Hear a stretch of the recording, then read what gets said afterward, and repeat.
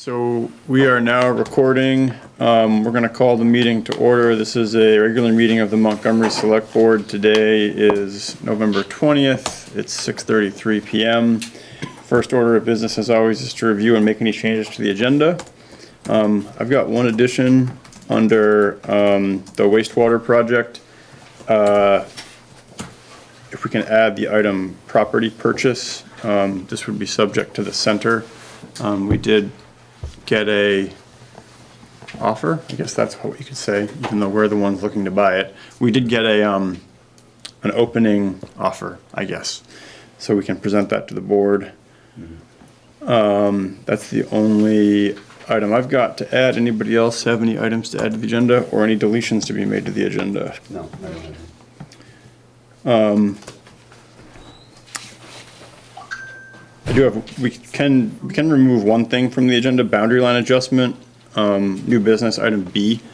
We can remove that. There's no item to discuss tonight under that. I thought we'd have some material here to look at. This is just pertinent to the boundary line out here with Jesse regarding the renovations and work on this building. That boundary line needed to get clarified. The survey work's been done, but there's no action tonight, so we can remove boundary line adjustment from the agenda. All right, if there's no other additions or deletions, we'll move on to the minutes of the November 6th meeting. Is there a motion to approve the minutes as written? I'll make that motion. Got a motion from Mark. Is there a second? I'll second it. Second from Leanne. Is there any discussion on the minutes? Hearing no discussion, we'll vote. All those in favor of approving the minutes as written, please signify by saying aye or raising your hand. Aye. Any opposed? Any abstentions? Motion carries and the minutes have been approved. Moving on, Public Works. First item here is regarding the Longley Bridge Road Trout River project that we've got going. Brian Fletcher from John Turner Consulting's joining us this evening, and Dean Pierce from Regional Planning is on the Zoom. Hi Dean, thanks for joining us. Yeah. Hi, Dean. So if folks remember at our last meeting, we had discussed a change order that had come in for an increased amount of material for the project. I had followed up with some questions with Dean and Nydia. Larry's here in person. I'm sorry, I just had to take a moment. Just got out of the woods. I was gonna Front row, Larry, front row. say, I don't get Zoom up there. I almost didn't see you, given the way you were dressed. You need like a sash or something to make you stand out. I heard there's one on order. It said princess, though. I don't know if that's the one that we want. I did have a chance to talk with Nydia and Dean about this. I know that Dean's talked with Brian some.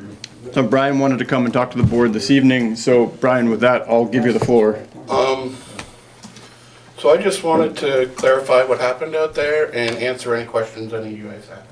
And what's going to happen moving forward, because I'm kind of stuck where I don't want to do any more work that's not going to be useful. So what happened, my first day on site was the pre-con meeting on 7/11.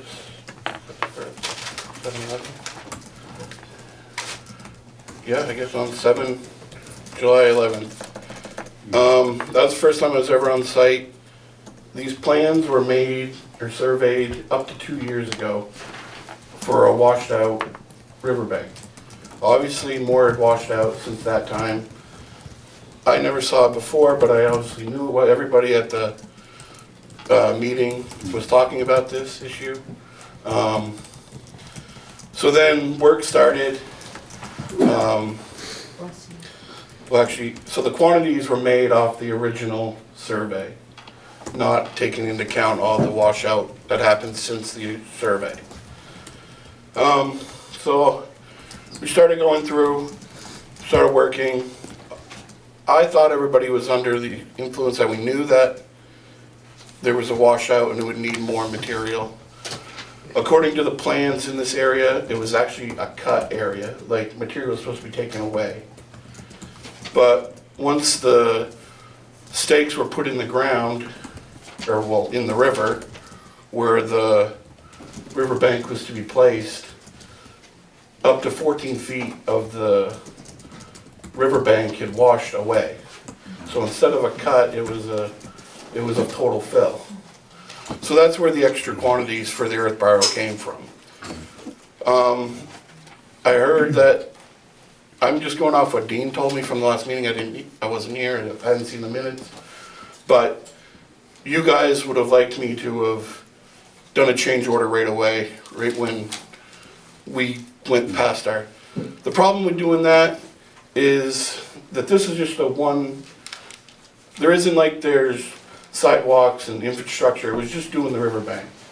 So if I was to, I would have had to stop the job to get this change order processed. It takes time, you guys only meet twice a week. And that would have incurred mobilization and demobilization from the contractor because it wasn't his fault that, there's nothing that he did that would have, so that would have added $7,200 to the change order that we have now. Wait, sorry, can time out. There would have been $7,200 in additional costs For to, mobilization, demobilization, Then move. and mobilization, for the contractor to leave and come and come back. back, because there would have been nothing else for him to do while the change order was being processed. But there would have been no $7,200 fee if a phone call had been made to our road commissioner or to our public works department I to talked say, Yeah. I talked like, to we him need more material? weekly or more. I mean, we knew, well, I knew there was gonna be more material. And I you mean, know. I've talked, every time he came on site, I Yeah, talked to you and Scott. I'm sorry I didn't make it to you guys, but on my side, I was talking to the road commissioner. Yeah, which we assumed and we knew. I think Yeah. the surprise was that if, you know, on July 11th, everybody looked at the bank and said, yep, that's a big hole we gotta fill, we're gonna need more fill. I think the surprise came at seeing a change order in October regarding that. Okay, so we did the project, and then I thought this project was overfilled when they got done. So it took time. I made them come back after they had left. I made them come back and reshape, and I thought there was like a couple hundred yards over, but they were only really 30 yards because they moved some stuff around. So I made them come back and so that took more time. And then, so that would have been, sorry.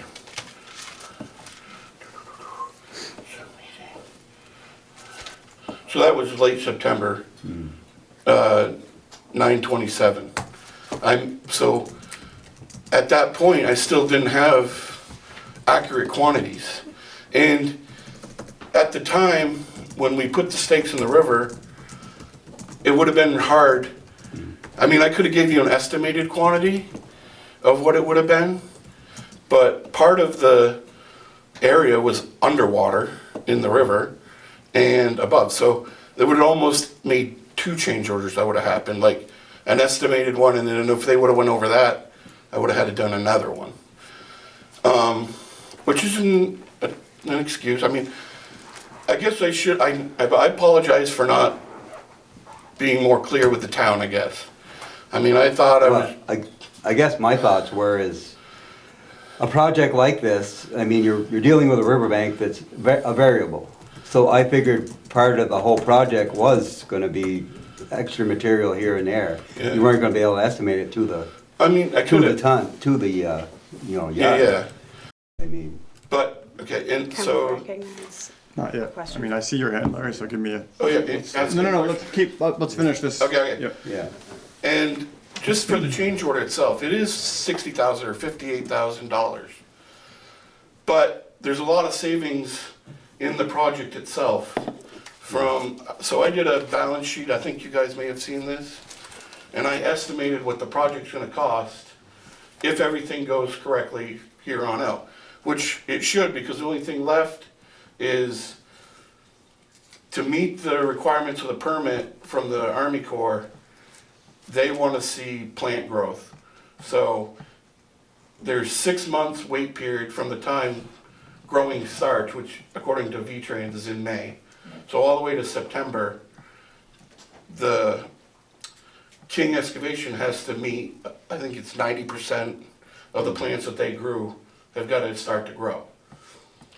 So it'll be a while before you see this savings, but I have $30,000 in savings from the project, that were just items that weren't used, like filter bags, and we didn't need the rolled erosion fabric.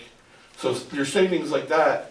So really the change order is 27,900, but in the end. So I just wanted to let that know too. Okay. There was questions, anybody? Larry, did you have a question? Did anybody give you the go-ahead verbally? Well, I was talking with him, and I mean, Him? not Mark.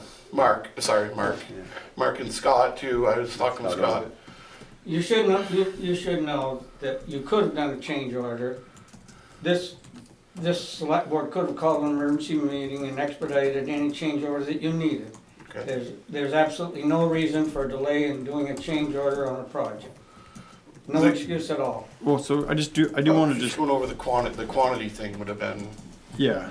And in talking with Nydia at V-Trans, and this gets into the actual language in the contracts, which feeds to us from V-Trans. According to Nydia, and Dean, feel free to hop in and yell at me and tell me I'm wrong if I misstate this, but essentially, no change order actually would have been required, given the way the contracts are set up for something like this. The way that it was described to me is that a change order would only be required if there was something required for the job that was not previously listed in the cost table. So for example, the cost tables had this kind of fill, this was the unit price, this kind of plants, this kind of unit price. So because the fill that we needed extra of was in the cost table with a unit price, and it was a change in the volume, under the contract language, a change order wouldn't have been needed. If we needed something totally different, like if they needed 6 cases of Bud Light, they would have had to file a change order. I'm just saying something that's not related to the job, right? But because it was already in the cost table, they didn't actually need a change order. And as Nydia described it, the 2 ways, and I think you were getting at this, the 2 ways this would be reconciled would be at the end of the job, there's a balancing that's done of everything to kind of say what was under, what was over, here's where we came out. And as Brian is saying, because this project is going to extend through next spring, we can't do the balancing until everything is done. And the issue now is that King's Excavating, which is the contractor who did the work, which is who we actually owe payment to, we can't do the balancing until next spring, which would mean if we're going to use the balancing to address this, we couldn't pay them until next spring. And there's actually a state law which says that we can't do that. So the way that we would have to document this isn't necessarily a change order, it's a written order, which essentially is just a memo from the resident engineer to the contractor that would end up in the job file. So, you know, I think I'll back up a little bit and just say, I think that there's a lot of frustration on the board about this project in the whole, and it's not necessarily all directed at you guys. This project has been like an odyssey from the get-go of just bureaucracy and bullshit. And this is just like a little bit of icing on the cake. So I think understanding what happened and where everything shook out, I think the main frustration is that the way we would understand a job typically like this being done, if there was a deviation in cost of that magnitude, it would have come to us. But understanding now, talking with Nydia, looking at the contracts, that that's not the process that would follow. and the real risk of not signing this change order, I mean, it obviously brings your guys' costs up too, but the state pays 80% of the whole project, I think that's how it works for this one. Before I even sent this change order to you, I'd already sent this change order through the state. Nydia is just waiting to receive it, to sign it. And that's how she would like to move forward with this project, have this change order signed. It just cleans some stuff up, Well, the thing is the original project came in at 485,000 was what they estimated. Then when the bids came in, it came in at 280 or almost 300,000. So the town share originally was supposed to be 75,000, but it isn't because it's a percentage of the total project. So I think the town share now is like 45,000. So what I'm getting at is, this is gonna be like 5,000 more, but the town is still not out more than what we had budgeted Yeah. for this project. The project came in a lot less than what Yep. they estimated. So, can I just quickly clarify though, we keep talking about signing a change order. My understanding is that at this point, we wouldn't actually be looking for a change order and that we would just be looking at signing off on this memo. Essentially, there was a different document Okay. that, Can I just? yeah, So the memo is, another word for it is a written directive. So let's say like this, I'm gonna write a letter that says, stating to the contractor that to do this work, we need this work done to complete the project to plans. That documentation is enough for the state to pay, they need documentation to pay an overage. Either a change order or this is going a different way about it, but eventually you're gonna have to sign a change order, like the balancing change order. Now, that's where I was originally gonna do this overage is in the balancing change order, but then Nydia, with the amount of quantities we had, she said it was too much. As the percentage, I think it's 20% of the, if it's more than 20% of the project, it has to be an individual change order. So that's where another little bit of confusion came in. I was planning on doing it in the end also, but that all got changed around. That's another reason why it was late, okay. like this. So just to clarify, at this point, does this board need to act on some document with which to, So what would happen is either way, you're gonna get, most likely you're gonna get a pay rec for your next meeting. yep, Now, you're either gonna, if we go without signing the change order, I'm gonna write these work directives to the contractor, and he's gonna submit a pay rec and submit the pay rec to you, then you're gonna have to sign that instead of the change order. The pay rec I have for right now, which is everything except, it'll be minus 10% of, I have $271,000 that he's owed for the project. But 10% is withheld, so that brings it down to about $245 for this first pay rec. And then in September probably, when everything is hopefully approved and all the plants have grown, we'll give him the 10%. Then the only items left are watering, fertilizing, I think that's it. So, I mean, the final change order is gonna be 30,000 maybe, which is minimal, and that'll be the final pay. So yeah, you're gonna see a change order, a pay rec for 245. With, I don't know, I guess that's it. okay. Because we've got two here Yep. through Dubois King. These only total about 5,000. But you're gonna But we'll have the see, 10%. so we'll see, You're gonna have the a new pay rec, 27,000. we'll see a new pay rec or an invoice for this amount we're talking about. This 245 or the 30? The, The final one or the the one number that's for coming?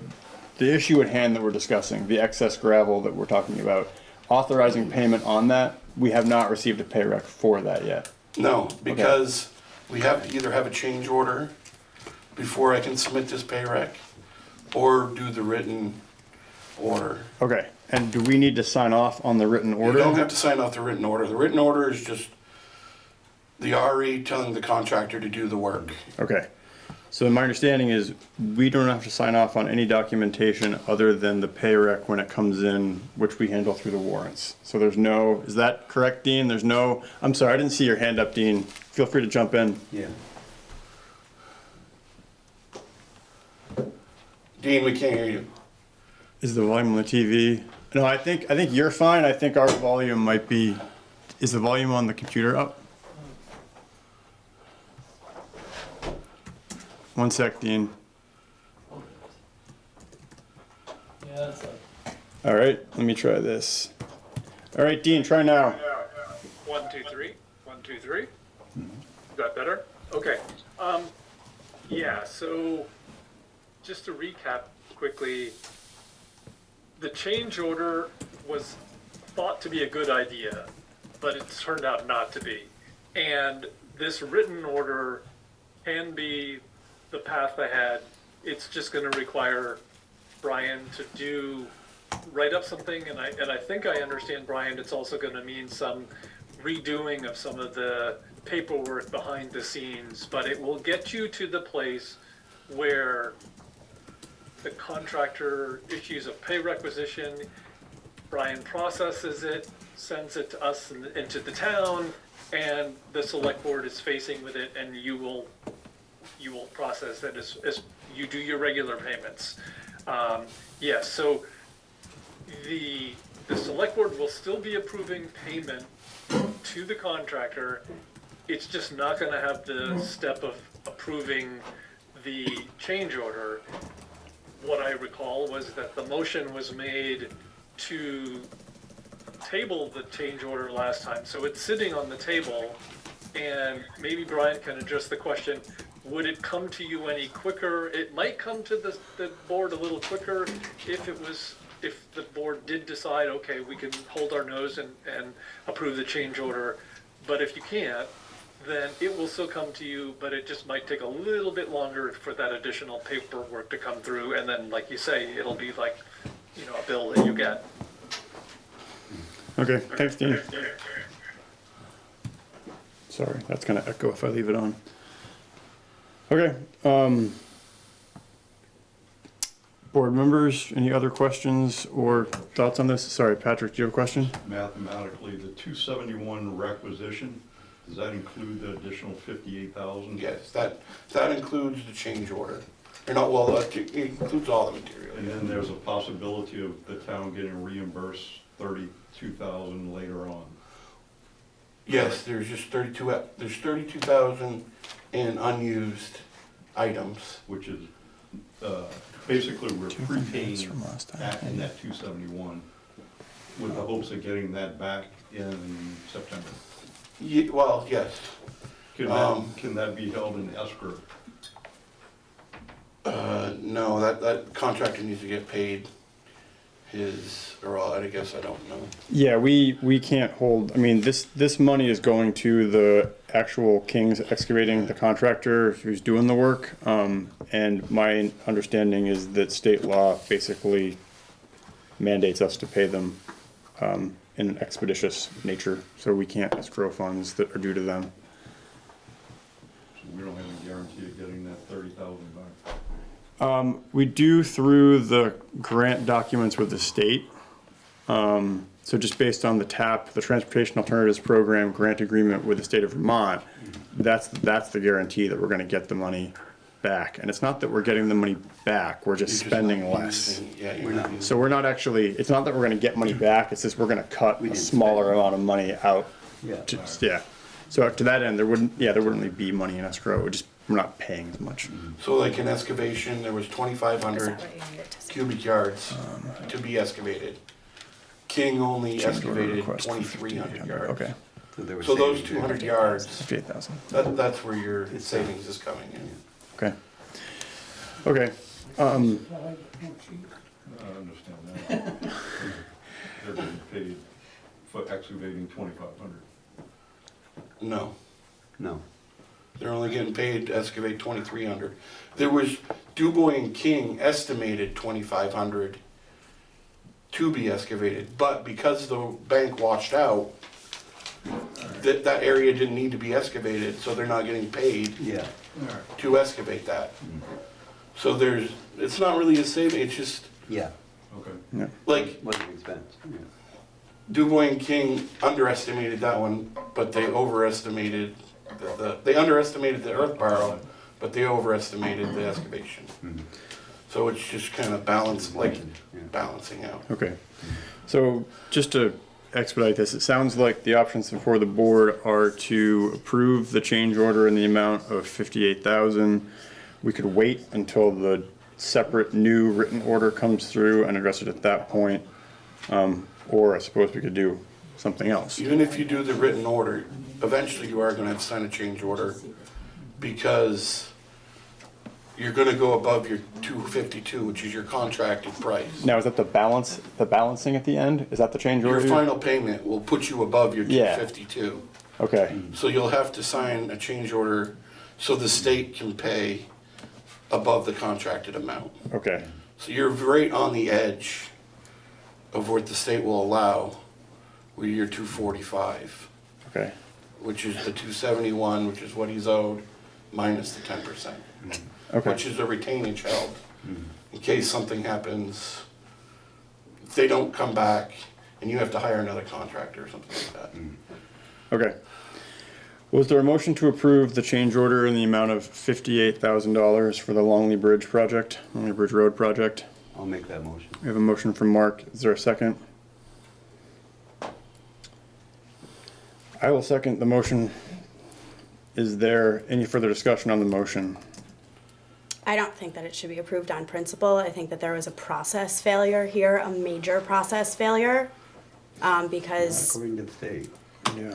I mean, I get what you're saying, I Emily, know what you're but saying, but- according to the state, It's not. I've read all of the emails and I've followed this discussion, but I still don't understand how a town, an entity, an individual can be on the hook for that much more money without being alerted to that in like an official capacity. So I think there is a major process failure here, no matter what the state says. Well, okay, that's fair. I just think some of the process failure is just the state of Vermont's process. yeah. Which, surprise, that's never happened before, right? Jeez, the state always gets it right.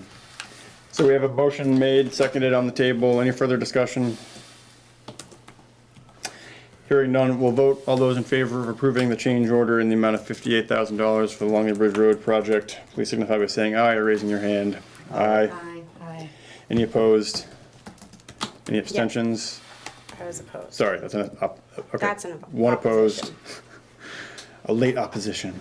No abstentions. It wasn't late, I was typing, What, your mouth and your fingers can't work? Come on. not always. Mine can't either. All right, great. Well, Thank you. thanks for coming to Yeah, explain thanks it. for coming. Dean, anything else on this we need tonight? Sue's waving her hand. No. No? Okay, thank you, Dean. Yeah, thank you. Sue, did you have something on this topic? No? Okay.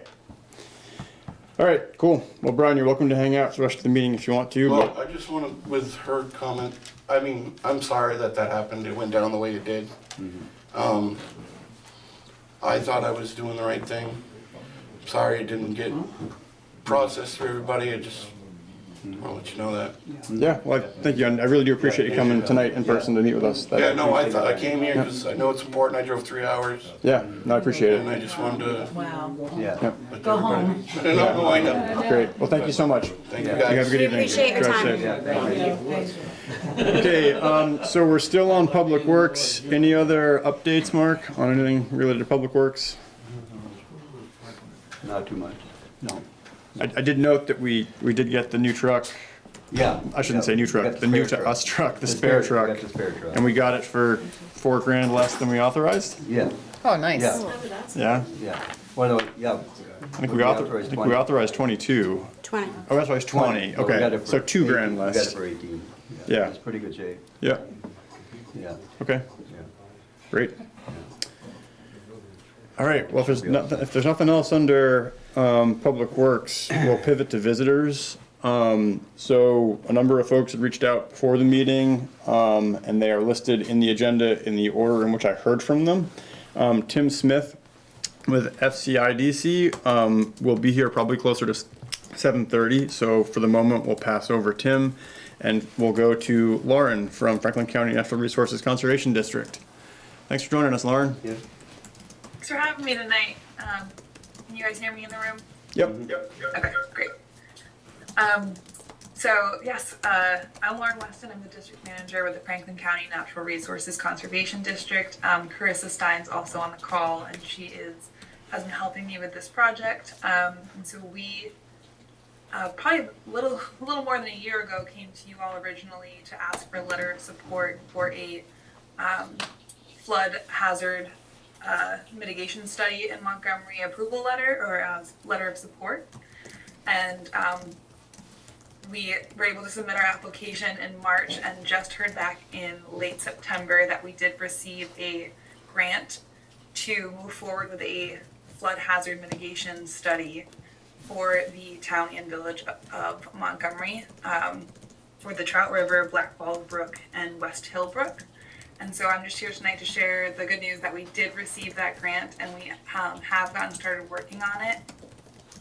We've posted a request for proposals for an engineering firm to come in and work with the district and also with any interested stakeholders in Montgomery to try to evaluate where there might be areas where flood mitigation alternatives such as floodplain lowering or riparian buffers might be appropriate to assist the town of Montgomery. The grant is held by the district, not by the select board, but we're excited to be working in partnership with you all. And so this is just kind of notification that that ball is rolling, and we're looking forward to meeting with you all several more times over the next year. We do expect the project to be complete by February of 2025. So we should have a full field season to collect any data that they need, and then for us to do some education and outreach within the town of Montgomery. That's great. Thanks, Lauren. Carissa, I'll just give you a second if you want to hop on and offer anything else. No, just here supporting what Lauren is saying, and if anybody has any individual questions that I can answer. Yep. Great. So we are having some audio difficulties. Leanne, could you do me a favor and just see if the volume on the TV is down? That might be why we're not hearing it through there. Montgomery Selectboard if the audio was If working. anybody doesn't know, this is for the town land that's down in the village that we took back over the corn piece. That's what this grant is for. Yeah, it's looking the land and also looking at the village in the Yeah, center as the well. whole- So incorporating the whole, yeah. Yeah, yeah. So give us 1 sec, and we're just trying to find the volume. And what, that's the orchard? Yeah, Yep. yeah. Okay, so it looks like the volume is up, so it's not that. So, okay, questions for, so Len, we have a question. Carissa has her. Oh, sorry, 1 second. Carissa, go ahead. I just wanted to reiterate that this is no action. It's just information, data collection, and model. More information for us to make decisions off of. Sorry. Great. Just want that here.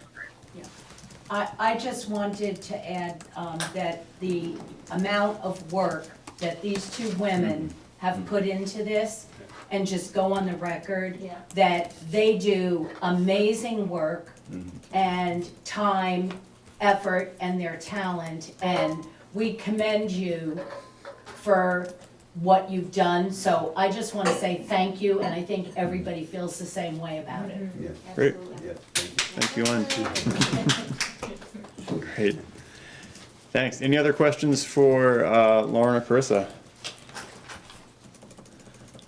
All right, not hearing any. We look forward to the next steps. So if and when you need something from us, please reach out and we'll make sure you get it.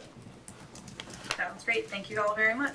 All right, thank you. Thank you. Thank you. Next up on the agenda is Brad. You wanted to come talk about the reformation of the Grange Committee and potential grant that we're looking at. It'd probably be town hall committee, because it isn't the Grange, it's town hall. Okay. Yeah. Do we have, who's on that? Do we have a town Just to hall? clarify. No, we don't. So there used to be a Grange Committee, my understanding. I don't think they've been active for about 10 years, if not Yeah. more. So there is no actual current Grange/Town Hall/whatever that building is called committee. So unfortunately, more people couldn't come. A little bit on behalf of several people that I've talked to, and we all kind of have our own interest in the Grange, and it's all community oriented, not just for what we want to do, but for everyone. And I think together, we have, I think, the first order that we kind of all had in common was that we wanted it open for the winter. And from what I've heard was the biggest thing is the heating cost. I haven't been able to get the heating cost. I've talked to people in the past who feel they went through a couple tanks of oil. I think what's back then, we have a new heating system now, so I don't know. Yeah. We've been keeping just the basement heated. I mean, if we, because we still have the toilet downstairs, I mean, if we drain the toilets upstairs and you know, put antifreeze in them, and then if people wanted to use the upstairs, they could just turn the heat up and then turn it back down. But Okay. I know leaving that open in the past, that's been an issue. People go in, they turn the heat up, and then they don't turn it back down. Then the heat would have to stay on in the basement. That was the biggest issue I remember, why we closed it down, was because that wasn't happening. You know, people would leave, and then the heat was stayed up the whole time. But in the last couple of years, we've kept heat in the basement, just for the, better for the building.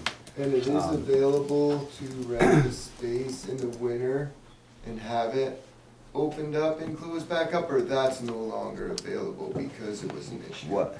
So we haven't. I mean, typically the art auction was usually the last event in there in the fall, and then we would, as Mark said, Open it back for just town. drain things upstairs, keep the heat in the basement at like 50, and then town meeting would be when we opened back up. So yeah, so there's no. Ideas that we've come across and had, and people I've talked to. So right off, Joanne was doing the petition to see if there was interest in the town. I think she was trying to get 100 signatures. Last I looked it was like 75. I don't know if she got it. But she's renting it for yoga. There was, I think, another yoga group in there. There's a dance group in there in the summer that they weren't sure if they had enough people for it to do winter classes. And there's a play group, I think, with Starbuck that's been in and out of there, which wouldn't be income coming in. But then even myself, ever since the variety show, we've been wanting to do a little more communal dinners in the winter. And I know Marty Coda was talking about possible movie nights.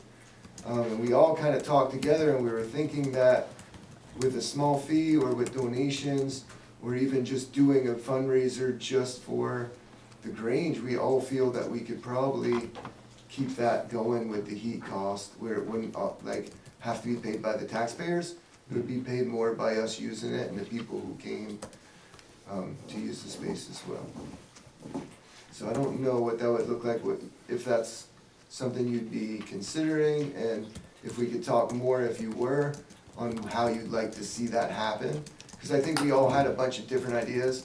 I don't necessarily have like one idea like, hey, let's do it this way, but maybe just open up that conversation.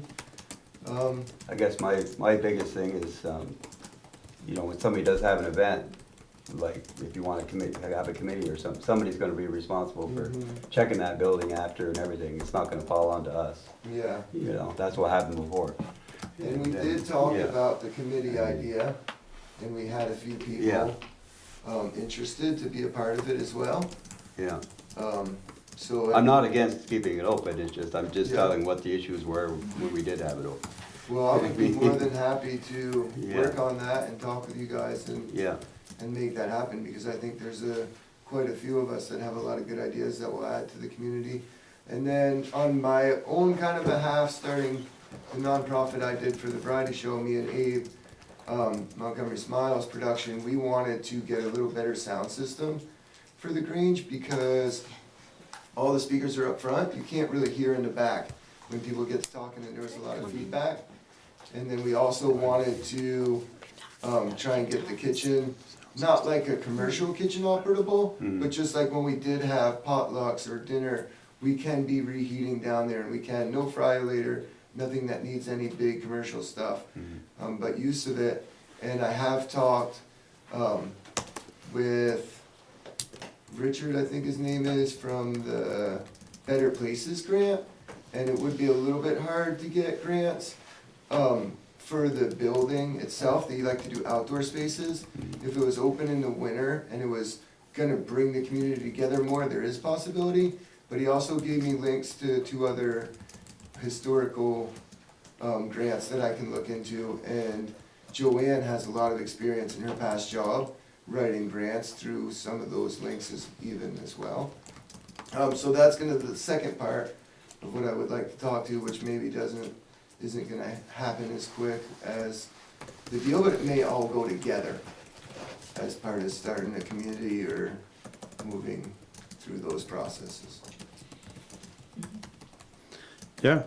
Yeah, I think given the new heating system and we haven't been through a winter yet with it, it's hard to put a number on what it would cost, right? But I think as a starting point, if you were to, come with a group of, say 5, 7, however many people that were on board to form a Grange committee or whatever you wanted to call it, I think the board would be, happy to kind of stand up that committee as a formal committee, and then kind of empower you guys to go after grants.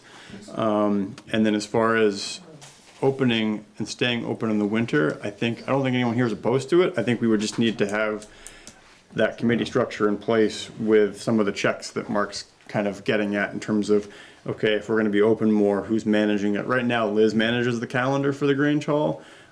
If it was something where a committee was stood up to manage this, that might be a responsibility that gets transferred to the committee. So I think there's definitely some things to explore here. I think the first step would be to find, I'd say, a minimum of 5 people that wanna serve on the committee. We had 5, we were gonna look for 7. Sure. That would be better, and I think I have an idea for the 7, and I would say we could probably present that next meeting if we could get on the agenda. Yeah, by all means, we'll keep it there, and if you wanna bring it forward, we'll make it happen. Thank you very much. All right, awesome, thanks, Brad. So I guess, I think we were all ready to drain everything upstairs and winterize it. I think at this point, we'll probably just do that. Then we can turn the heat down, and then if we decide to, we can just turn the heat back up. Yeah, I mean, it's not gonna, yeah, I'd rather winterize it than we're saving heating the upstairs. yeah, So nothing freezes upstairs, yep, because I know Scott got all the antifreeze and everything yeah, to do the toilets up there, so. I okay, guess we'll go ahead and just do that, so that nothing will freeze upstairs. And then, we can turn the heat down upstairs for now. great. And once we got a framework together, we can then, like you said, it's not hard to flip Yeah. the switch back up, so. Yeah, yeah. Awesome. Yeah, Okay. Lynn? I have a question. Is there any way that, because you said that there's a new heating system in there, and the main concern is heating it for the winter, is there any way that like whoever put the furnace in, or John Mercy, or the oil company that delivers oil, if they could give them kind of like, it should cost you to run this $5,000, $3,000 a winter, whatever, and again, that would be a guesstimate, because if you knew that, you could do a fundraiser, or you could just ask for donations, and everybody would be more, I'm sure you would get a lot of money. Yeah. I don't know if that's possible. I think the biggest issue with the upstairs is if we can get some grants to make it more weather. I mean, Oh, you know, We have been talking, me and Ava have both that's the big thing with it. We'll volunteer our time to do little things like plastic on the windows. There's some other things we wanna bring up, like sealing the foundation downstairs. I There's a know little those bit of front doors moisture are- problem down there. Pretty drafty, too. And we'd be willing to talk to Sticks and Stuff and see if we can work out with them. A nice sealer on the walls and floor would make a big difference. So there's a lot of little things. And then again, if we're going after grants, the historical grants to help these buildings out, we could technically do a lot of improvements on this building to make it more affordable. Yeah, Yeah. And I do think, I've talked with a lot of people, and I've done a fair amount of fundraising, and I do think that we will be able to secure that money anyways, no problem. Even if it's a little on the high side the first year or two. I just know feel there's like- energy efficiency grants out there, so, Yeah. Yeah. that could help. and we are waiting for, Our energy audit, right? yeah, let me make a note to follow up with. They do one on that building, they did one on that building too. Yeah, so that's something else. We can, Yeah, Heat repository. so as we were talking about, there was an energy audit, done on that building by Efficiency Vermont that we can get you guys. Yeah. As to the heat So- being left on, maybe it'd be worth looking into a wireless thermostat that could be monitored from externally. Yeah, And it could even be set on timer, Yeah, so that certain times at night, if people are in there in the evenings, Yeah, it just automatically turns down. yep. yeah. cool. But yeah, I'd say let's get the committee together and then we'll deputize you, empower you, whatever You get a free salad. It's in the mail. it's in the mail, yeah. All right, cool. Well, thanks. Okay. Yeah, no, that's great. You know, things only happen in this town if people volunteer to do them, so it's great to see folks willing to do stuff and not just talk about it, so. Cool. All right, moving down the list, next up, we've got Lynn Locker and Joan Hildreth, regarding the Conservation Fund. Okay, I just want to start off with, to everybody, I don't know if anyone has the backstory or the history. And the reason why I just want to put it all out there is, for me, it's all about transparency and disclosure to the taxpayers in Montgomery, okay? So the Conservation Fund was voted in 2018. And it was a great idea, everybody was for it, and we just went along our way. And then in the spring this year, Joan and Bill were exploring the option of possibly asking for some type of grant, which they ended up feeling that that was a conflict of interest because they were on the Conservation Board. So they withdrew and they said, no, we're not gonna go that route.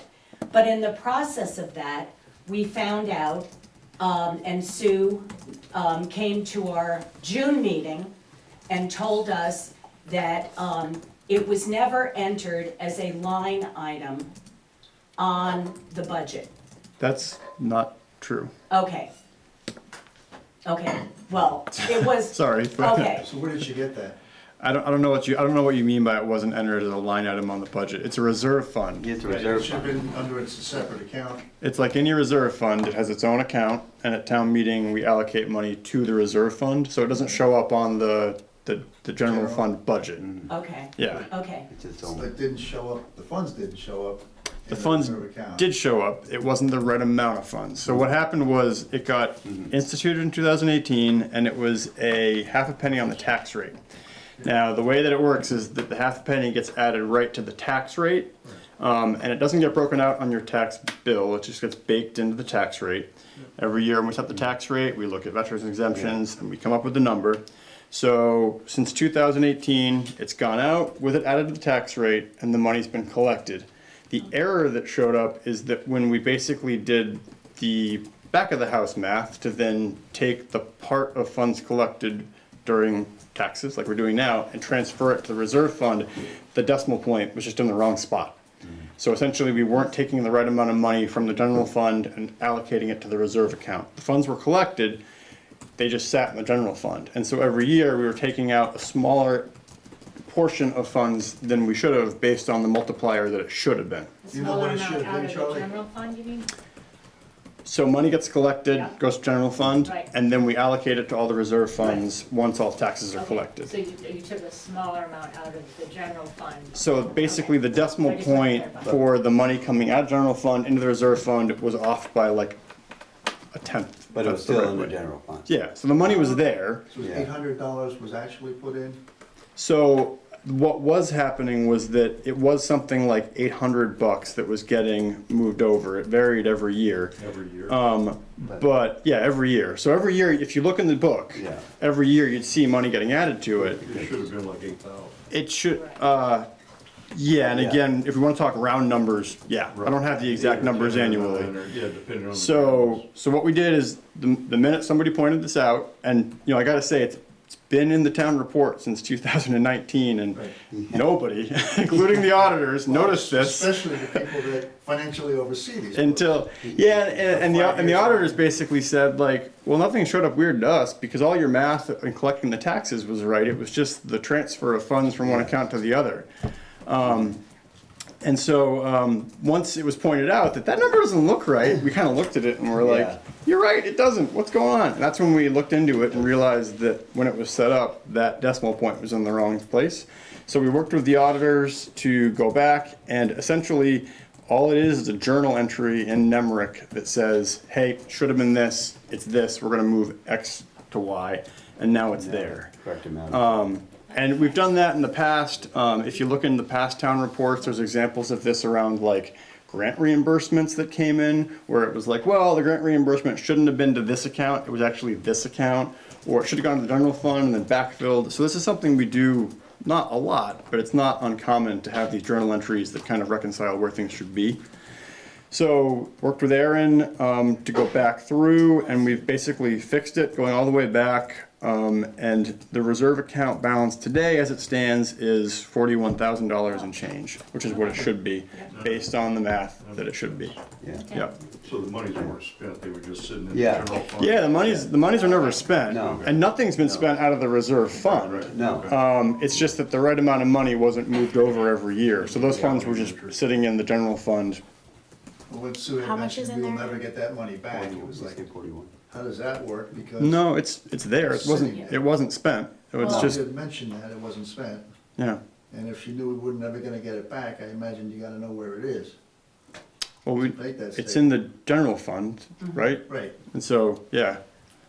Well, I guess she thought maybe it couldn't be reversed or corrected. No, and that's what we had to talk with the auditors about, Yeah. was just, can we do this in a way that makes sense, is transparent, to your point? Like, can we do this? And they Is worked this through it. something said, the yeah. auditor should have caught? Yeah, do they look at what was voted on? And again, as I asked Erin that, and she said, no, not really, because this is something that's like, it's like the auditors look at all of this stuff, and that's all correct. It's this other little multiplier that we use outside of that that wasn't correct. So to their end, they weren't looking back at the reserve account balance to say, okay, so that came out, should have gone there. I mean, in principle, yeah, like, to me, it's like, well, yeah, they should have caught that. But when they explained it, they were like, well, no, because we're not looking here. Everything else is fine. It's just like that wasn't transferred to there correctly, but that's kind of outside the scope of what they're looking for as far as, Well, at one town meeting, you had said that this will generate about $800. I'm assuming you got that. from that was the math that we had figued out using the wrong decimal point. Yeah. Yeah. So there's no money So- missing, which No, is no, why no. they No. didn't catch it. No. It was just in the wrong Wrong So place. maybe it's account. back where it lives and. Yeah. So now it's back where it's supposed to be? Yeah. What And that assurances doesn't are also- there that something like that doesn't happen with the funds that nobody looked at? I mean, this was scrutinized only because of an inquiry to use some of it. We've got 1,200 people in town that get the town report and scrutinize the hell out of it. I don't think all of them- that many of them are accountants. Yeah, I know, but I'm just saying, the checks we've got are the audits, checks here, checks people looking at things. I mean, the rest are reserve funds. I mean, yeah, the rest are- Amount goes in every year. Yeah, the rest are the reserve fund allocations that are just whole numbers. So the town says, yeah, 50 grand into that account. So it's not like it's 10 math, grand it's into that just, account, so you yeah. can Would see you it ever every entertain an year. outside independent auditor, looking at the books overall? We do have an outside Yeah, we independent do. auditor. they have. Yeah, Yeah, it's a Could third, tell? what's that? Could tell? Yeah, yeah. Can I, oh, I don't have a lot of faith in him, because for 5 years in a row, he wasn't looking at that little piece. And the treasurer wasn't looking at that little piece. You know, and I don't know if the budget committee even looks at it as they're spending countless hours creating a budget, but there are 3 fiscal entities overseeing the tax revenue, and for 5 years straight, nobody caught it, including Yeah, the but the money auditors. was there, it just wasn't in the right yeah, place. and again, it wasn't They should that, It wasn't allocated somewhere else, it was still there. I'm just concerned of the integrity of oversight. well, if you want to join the budget committee, we're doing appointments in Well, March. I'd rather get an outside auditor, that's what I'd rather do. Well, we have an outside auditor. No, an independent one. Like So you want us to state hire auditor. another auditor? Well, maybe someone who can get it right. Okay, so your concerns are that the auditor we hire is not a good auditor. Yeah, Okay, basically. that's fine, that's what, I mean, like, There are bad auditors out there. yeah. And is it Cattell, is it Cattell Sargent? Yeah. And Yeah, it's a two-name. are they the ones we use now, or are they the ones that we changed I from? think that's one we're using Is it? For example, Yeah. does the state offer that kind of a service to No, municipalities? they say, go hire a third-party auditor. So the AG, it's part of their job description, but they don't do that? They do not conduct audits for towns, no. Okay, I don't know why they list it in their role. I think they would assist with questions or something regarding one, but I don't think they would actually perform the duty of the audit. I think that's why towns hire auditing firms. Okay, and these guys have it for a reason. I mean, obviously you're confident in these guys. Yeah, and I actually, Going for a lot of years. we actually changed to these guys because we had concerns over the firm that we were using up until about 5 years ago. And so these guys came highly recommended. And like I said, when I discussed this with the auditors, and I can go back and I can get the final conversations, but basically it was a case of like, this is what we look at, like, everything looked fine. Your failure to take this money and put it into your own internal account didn't really come up with us, because it wasn't like the money was spent anywhere. Everything was balanced. It's all internal, right? So and that's why it's literally just a journal entry saying that should be there. As long as it balanced, it was okay by them. Everything balanced, yeah. So it wasn't like, if they had come through and been like, hey, there's like $40,000 missing, I mean, that's when they would flag it, or if they saw the funds get transferred, you know, but in this case, the money was there, it was just, it wasn't all in the right place. Okay. Yeah. The only reason why I wanted to bring that up was because I felt as though we learned about this in June. And now we're sitting here 5 months later, and we're trying to bring it to the forefront just to let people know, because our concern is, we're the conservation committee, and we don't want the people in town to think, we're the conservation committee, the name of this is the conservation fund, and we're not like going to Vegas, you know what I'm saying? No, I mean, honestly, so, you know, when Charlie and I had a conversation, and, you know, or email or whatever, and he said, well, we're just gonna wait till town meeting, and we'll say a little spiel about it. I honestly totally disagree with you, because I feel that if something was wrong, and it was a decimal point, but it's Get it cleared up. get it cleared up, it needs to be disclosed and be transparent, because people are all donating to this every year. And based on our assessment, Peter figured out, it's like $28 a year for us. $26 a year. Yeah, to donate to this. Why wouldn't we? I mean, that's a no-brainer. My purpose is just to let everybody in the town know that we didn't do anything wrong. No. You didn't do anything wrong, It was but just a- this occurred, and it's going to be rectified. That's why I wanted to just, yeah. Oh, And can I it's just say, rectified. It's rectified. I knew this was an honest mistake. I've never questioned anything otherwise. You know, I knew it was just, it wasn't intentional at all, and I had been in contact with you, Charlie, and I knew you were working on, with Aaron, getting it corrected, but I, as Lynn had said, I did feel strongly that it should be disclosed here, so that, you know, everybody in the town will know what happened, and know that it's being figured out, and I know that, you know, I have not heard rumors myself, but I've heard that there have been rumors about, you know, something fishy going on with this, and I think this is important to dispel that. This is what happened, and By doing that's, this, which is- Can I just ask you simple, hopefully it's a simple question. The calculation. Joan and I were going through this, and we're using it as a 0.5% against the full value of grand list in $100 increments that the taxes are assessed at, and a $200 million, which is, I don't know where it's at now, in '21 it was like 196 million. Came out to maybe averagely $10,000. Yep.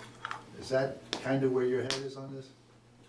Honestly, A little bit more, actually. these numbers, I'm not good with math to Well, begin it would with. be- and- It would be, because you're saying it's Yes, $40,000. yes, that's, Gross value of grand list. as a rough estimate, yes, that's how that would play out. All right. Yep. So then, in the future, we can see if it's not that calculation. A simple question to Aaron, or maybe one of you Yeah. would clarify it. I also wondered about the idea of, because I was looking at my tax bill saying, well, maybe it's spelled out, you know, on there. It might be, I don't know whether it'd be a big pain in the neck to do, No. but to have it a line item on the tax bill so you know that there's that half a cent Yep. there. And so one thing that I did talk with Aaron is that when we put the tax bills out next year, we can break that out. And that's something that we can talk about when we get to that point next year. That'd be great. And it's not cum, it's current. So last year's half a penny Yeah. goes away in place of it is this year's half a penny. So every year, we're It's not voted adding, on every year. we're not adding Yeah. a penny every year. We vote on. No, No, it's No, not, it's always it's half not a cumulative, it's just, The yeah. penny from last year goes away. Yeah, no, yeah. Yes. No. Otherwise, it's The other thing is- 50,000. Otherwise, then your math's all wrong. Yeah. This is selfish because I'm a big supporter of having a conservation fund. I love anything with conservation. But I think also if people see how, in my view, how little it is each year, that adds up to a Yeah. pretty good amount of money It's a good over chunk of time, change. they may be more likely to be supportive of it. If you find out, oh gee, you're only doing, you know, $15 a year or $20 a year or something like that, say, well, why not do it? So that's just kind of a, It's pretty Yeah. good support though another every year. point. What's that? Every year it gets pretty good support Yeah. at town meeting. Yeah, So we ask, say yes, and off we go. Yeah. yeah. Has the 2023, you know, roughly 10,000, has that been allocated? Yeah, 'Cause- third entry made to the account FY '24 reserve from the bills we just collected, $8,409.39 was added to make it $41,152.80.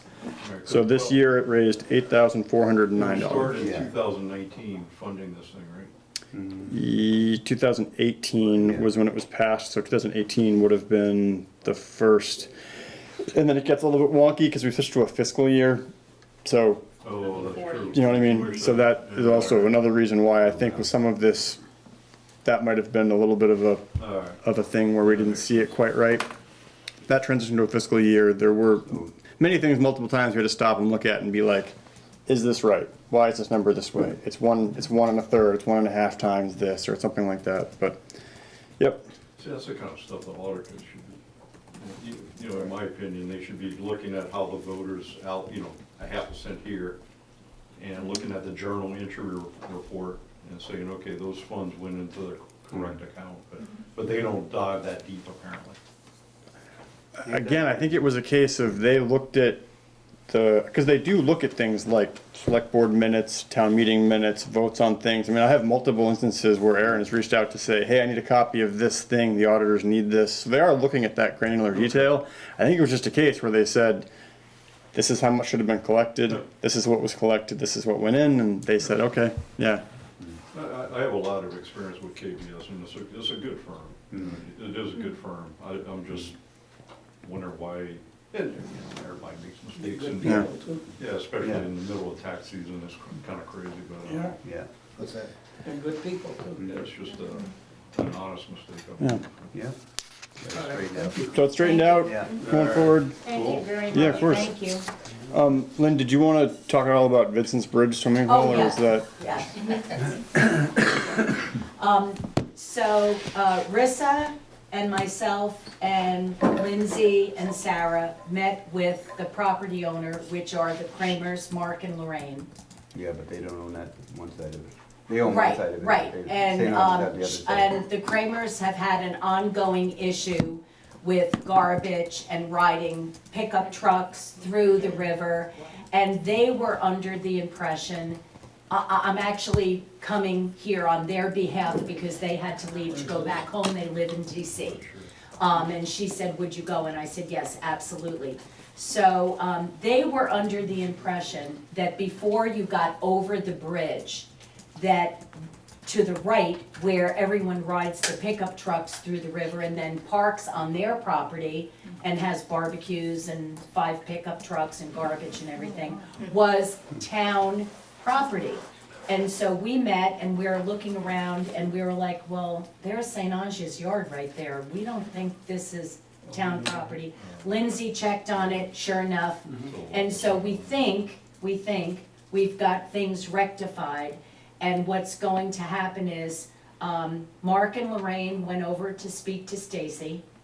And there's a bunch of trees on either side of this little path that runs down to the river. And if St. Ange could just put a couple of boulders, stones across there, that natural barrier is there, it would probably stop the people riding through.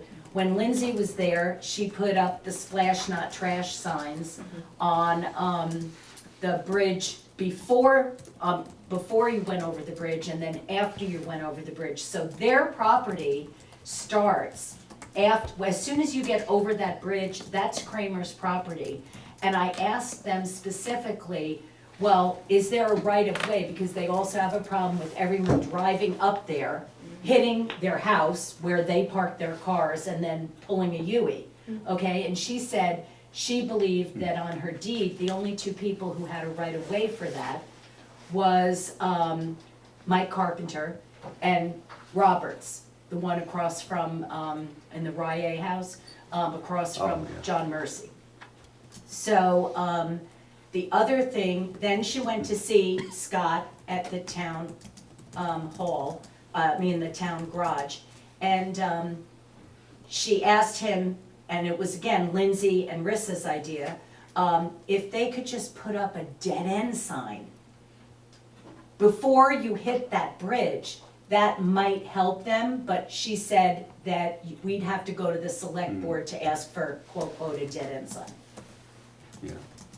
Yeah, I don't see an issue with that. So, we think that come spring, if these things, if we get a dead end sign, they put maybe 3 or 4 boulders up, it's not gonna stop the people from coming and throwing the trash, cause she comes back and picks up the trash, but it should certainly cut down on things.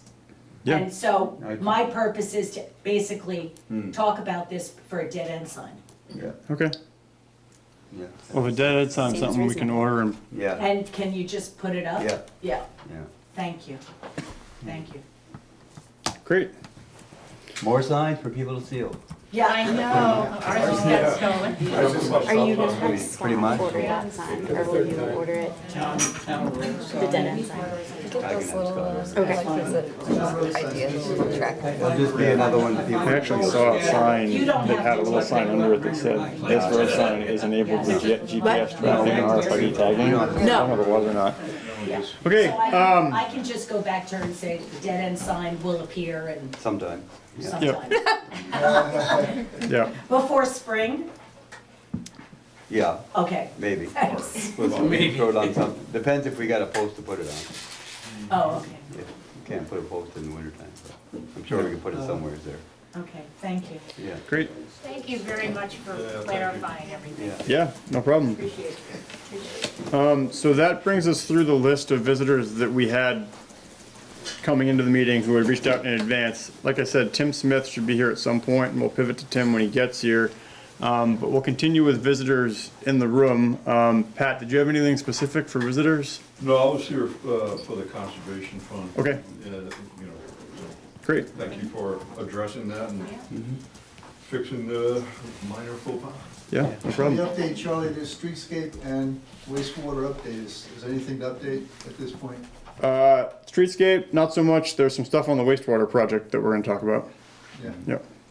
Is there a new date for that meeting? Got canceled on November 6th. Yeah, not yet. We're trying to figure out a few more answers to questions before we do it, because we want to actually hold the meeting and have answers and not just stand up there and be like, we don't know. So That's frustrating. it is, yeah. At this point, tentatively, we're looking at mid-December, like before the Christmas weeks and New Year's. So, but it's going to depend essentially on when we can get some answers back from both the engineering team and some folks at the state. What about the property? The property in the village, that is still, the future of that is still kind of up in the air. Right. Yeah. Where's it gonna be in the center? So the center property that we're looking at is up here on 242 across from Purrier Farm Road. You know- Wolf's Place? Yeah, Walter's Place. yeah. Yeah. So we will talk about this later on in the agenda.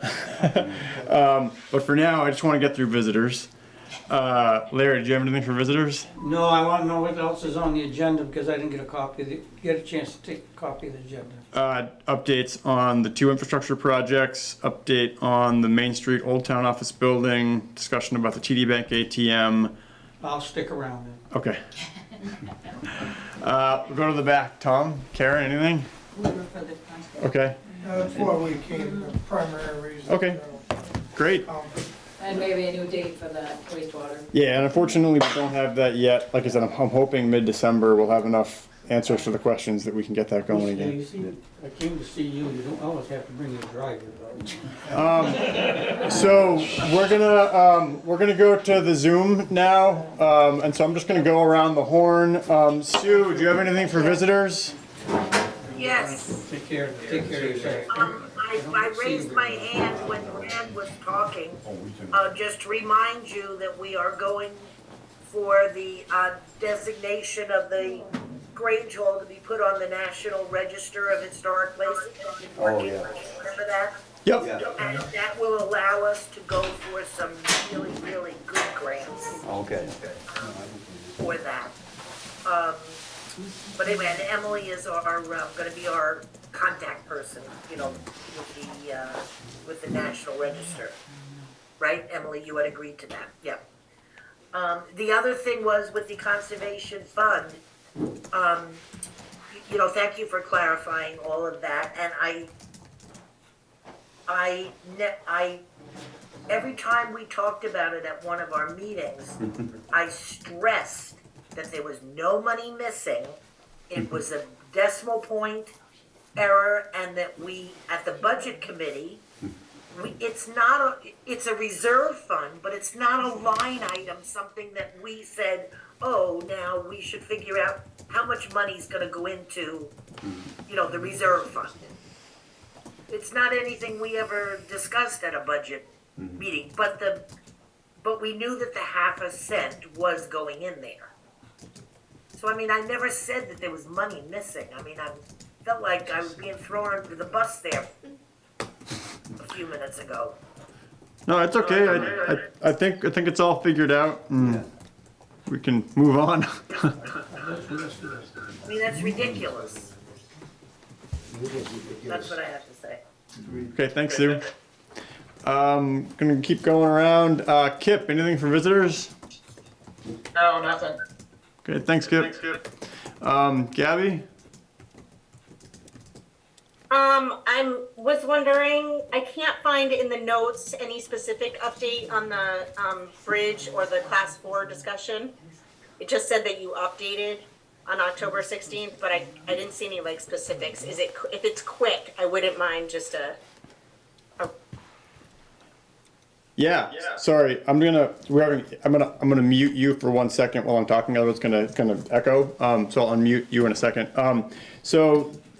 Basically, we've got a couple different parties saying that road ends in multiple different places, and the landowner is essentially saying, I need to know where the end of the class 4 road is because I want to put a gate in there. And he's come back and said, based on what I'm seeing, I think it's in this location. We've had 2 other people come back and say, no, it's in this location.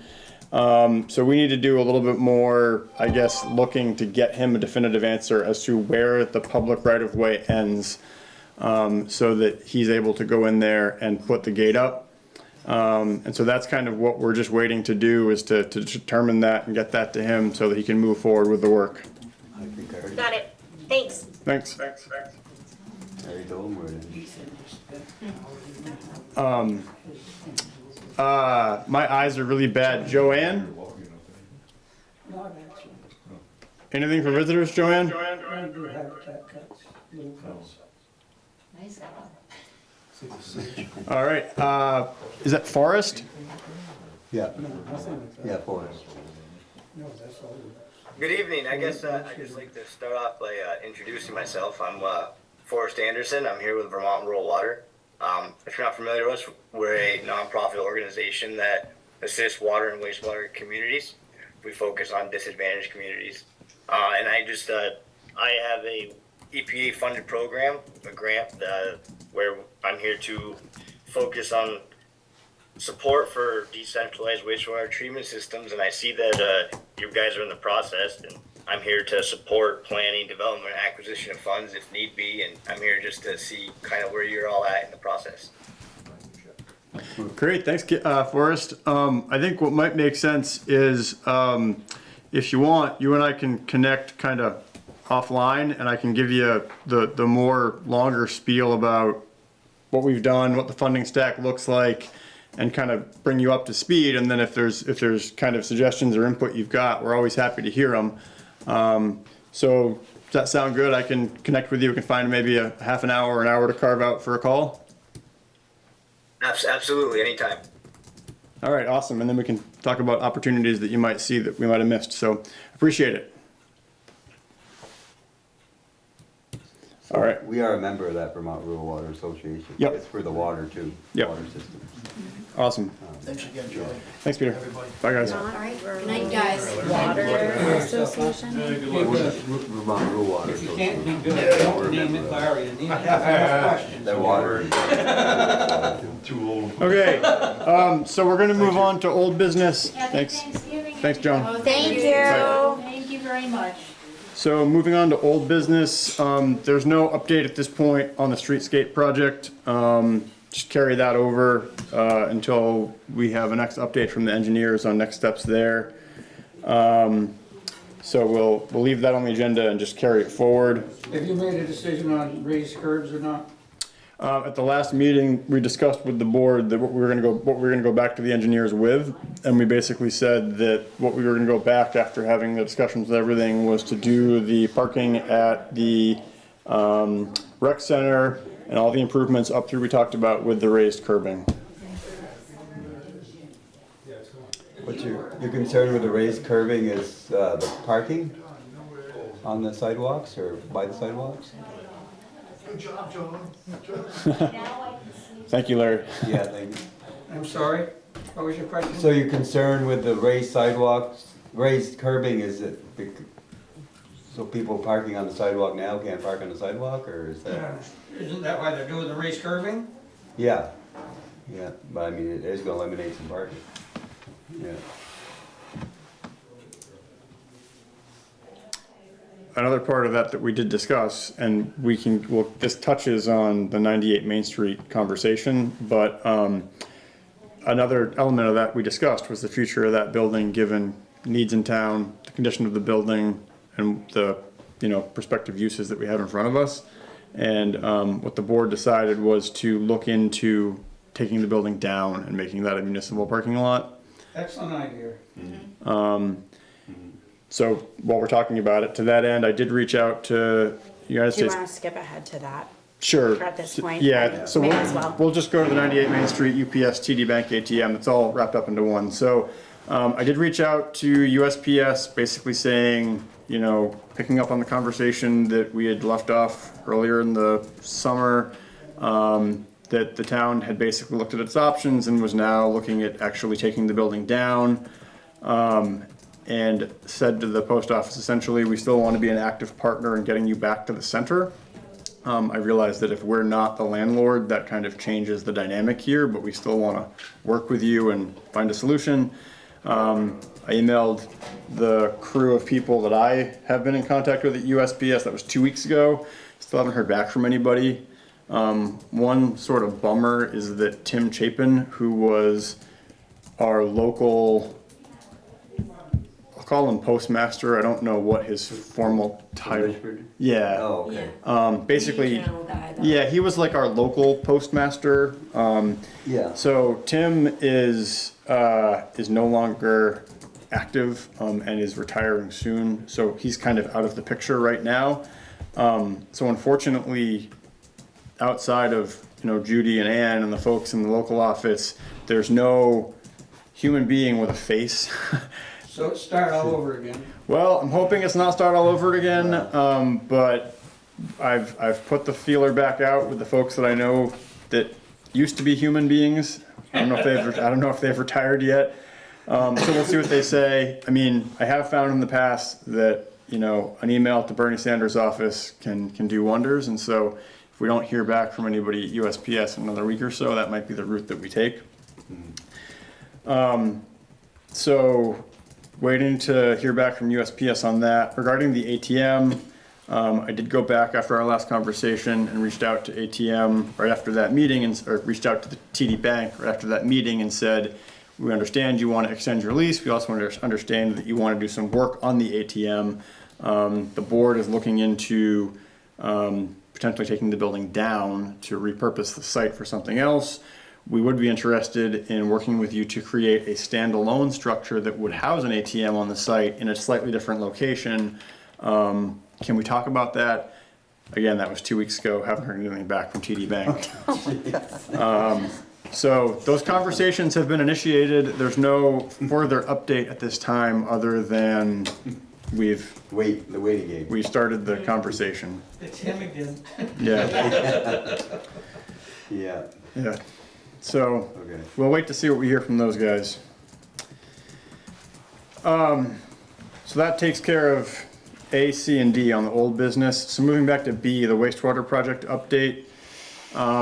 So I've had a number of meetings in the past 2 weeks with the engineering team, along with individuals from various state entities, Bond Bank, DEC, CWSRF, as well as USDA Rural Development, basically the folks that make up the funding stack that we're looking at.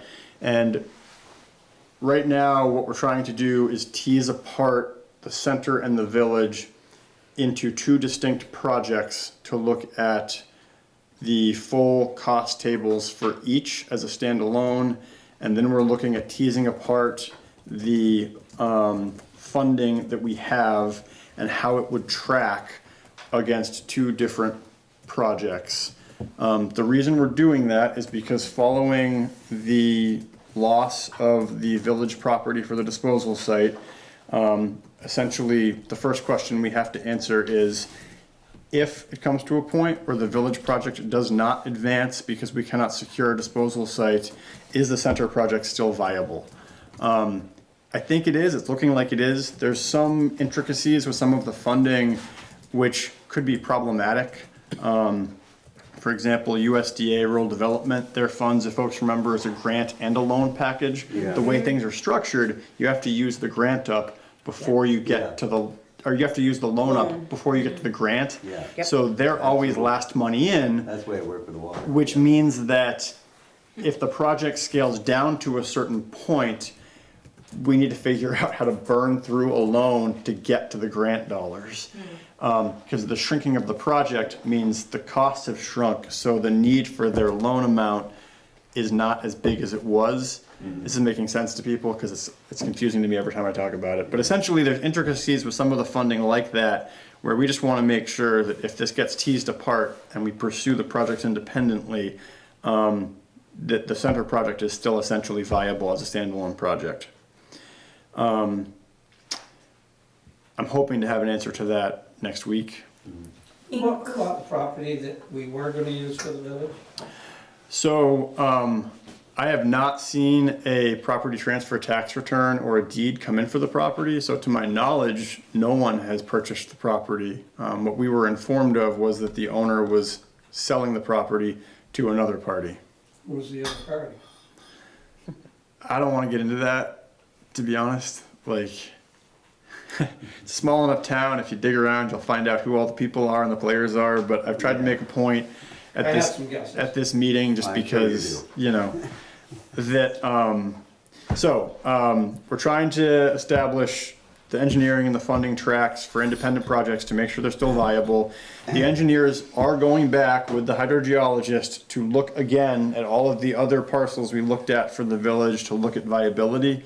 They were all discounted due to size and capacity, but they're going back to look again to see if there's something that we missed that could potentially make one of those sites viable to move forward with. I have not heard back from the hydrogeologist yet on the status there. So that's kind of what's happening internally with the project itself. We did get, from a funding perspective, if folks recall, we'd been waiting for the state's ARPA agreement to come through. Oh, yeah. So this is state ARPA money that they are designating to village wastewater systems. And so we have been awarded $2,724,107. What we've been doing is 2.7 million for round numbers. Thank you. We've been waiting for the agreement to come through now for a couple months. We did go back and tweak it after this change with some of the village stuff to rework some of the milestones in the agreement.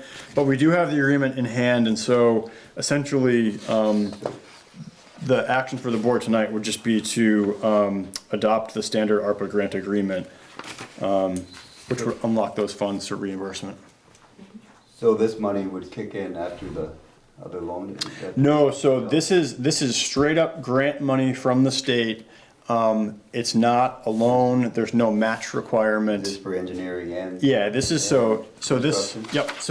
these funds would support final design of the systems, it would support the bid phase, it would support construction, land acquisition, subcontractor services, legal assistance, invoicing and reporting. So there's all phases. Yeah, basically it's gonna support all phases and we can start drawing off of it immediately. And so, again, this just unlocks another 2.7 million that we can start drawing against for the work that we're doing. There, if my memory serves me correctly, and it's pretty weak, did we not get some money to begin the project, that if the project didn't go forward, that we would have to pay back?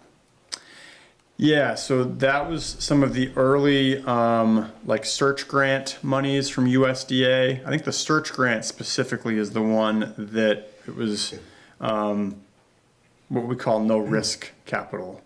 We had other monies too. We had some DEC money that came in early, but the search money is the, essentially the free and clear. Yeah. But if the project fails, we have to pay it back? No, the search money was fine, yeah. Okay. And then I did go back and clarify, there are, regarding the other funding sources too, it can get kind of confusing, but some of them, so basically some of them are grants, like the ARPA money we're talking about right now, it's a grant, we're not paying it back. Other things like the 2 SRF loans we've been waiting on, those are loans that we do have to pay back. Those loans also come with subsidies attached to them. So the other thing that we're waiting for now is 2 different loan agreements to come down from the bond bank, which would be for another, I don't have that pulled up right now, but like 3-something million, 300,000 of which is free subsidy, it's money in. So we are waiting for those. I did get notice that DEC has confirmed them and they're now in the bond bank for underwriting.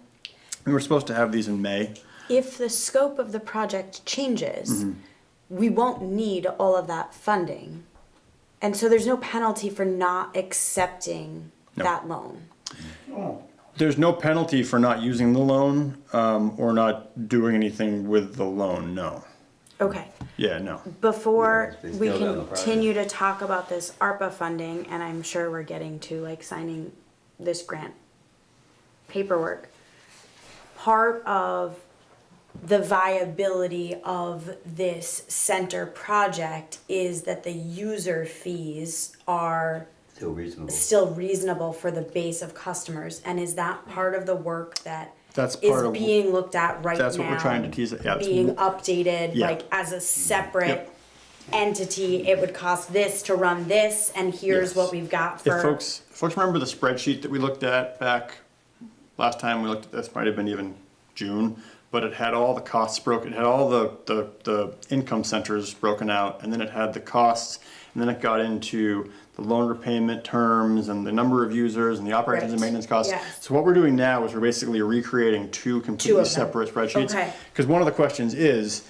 if the project gets cut and you lose 1/3 of the user base or half the user base or whatever, does then the balancing of it. It's gonna be Right, about, can it still be affordable Is it for the still viable? people Yep. that it would serve? Yep. it's gonna be about a third, because of water system, there's more people in the center, there's, Yeah, I mean, I think, not that, there's there's more. no good parts of anything, but like, an upside would be that if one part of this project does falter, the losing the village would have less of an impact on the center than losing the center would on the village, Yeah. to your point. I personally. Just based Should on we send like a populace. condolences I- card to the village I for per- all the things? I personally think Been there's shorted more on need in the of it last in the 5 village, in the center than the village too, of the wastewater. I mean, there's need for both places, but, Yeah, yeah. and just to be clear, like, we haven't given up No. on the village. No, But we need to figure out the mechanisms for all this. And I will say that there is a path here whereby, and this is gonna like raise people's hair. Hey, Tim. There is a path here whereby if they come back and they say, no, the center project is not viable without the village, and that puts the town in a position where in order to make the village project feasible, the town needs to consider condemnation, taking the property. That's a discussion that we'd have to have. I know that's not something the board wants to do, and I'm not saying that we should or like entertaining that conversation right now. But, that is one of the factors that I'm trying to figure out so that how the pieces fit together. It's like a big Jenga tower, right? You can only remove so many pieces before the whole thing collapses. yeah. So that's where we're at. So the item tonight for the board is the ARPA agreement.